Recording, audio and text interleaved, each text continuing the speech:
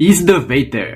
Аз съм The Best Motive и в днешният епизод на най-опасните оръжия в света ще говорим за банановото нунчако. Както знаете, банановото нунчако е доста ядко срещано оръжие.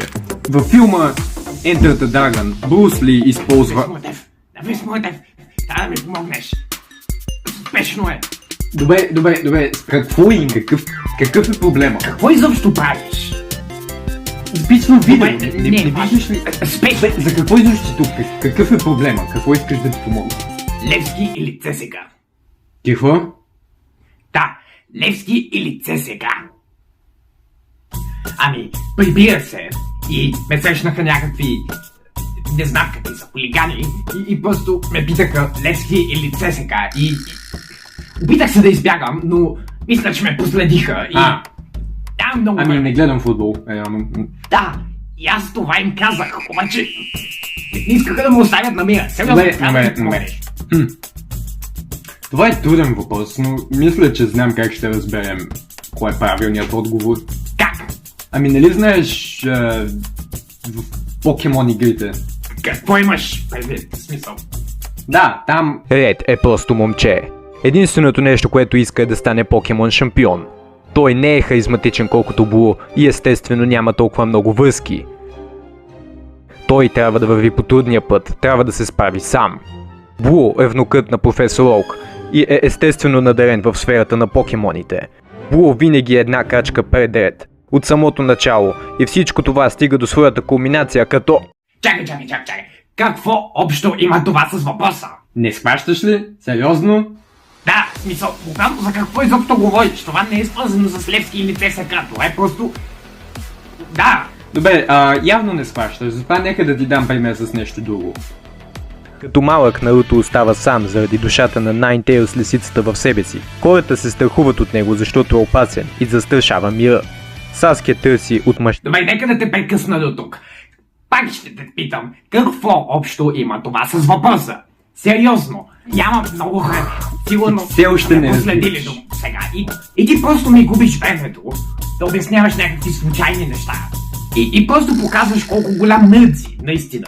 Добре, виж, не е нужно да продължаваш. Да, ти просто говориш случайни неща. Не виждаш ли? Найт срещу Ел, Гоку срещу Веджита, Меси срещу Роналдо, Слипин Джими срещу Чък, Хитлер срещу Сталин, Апъл срещу Самсунг, Ситите срещу джедайте, феминистите срещу алфа мъжете, Пека срещу Меганайт и двете булшат, Амеда срещу Интел, Скорпиан срещу Събзиро. Общото е, че нито едното не може да съществува без другото. Вау. Наистина не се бях замислял за това до сега.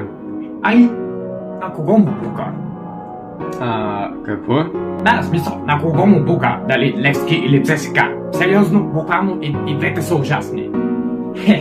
Почти съм сигурен, че българите в тези отбори се боят на двете ми ръце.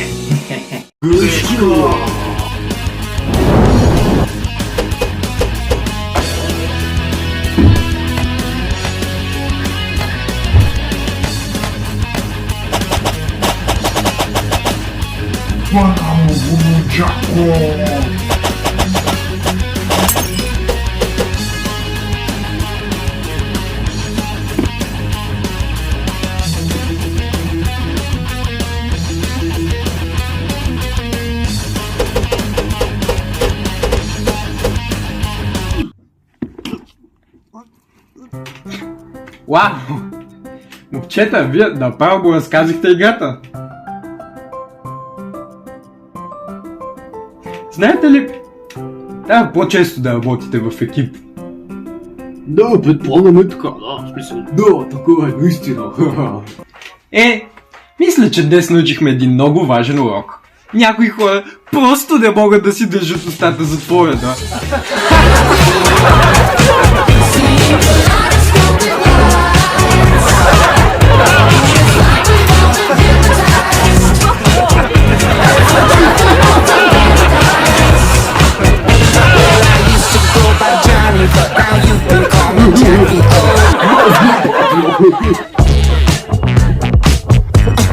Walking in stilettos, breaking down the walls like Jericho. Today I woke up crying, so I went into a church to pray.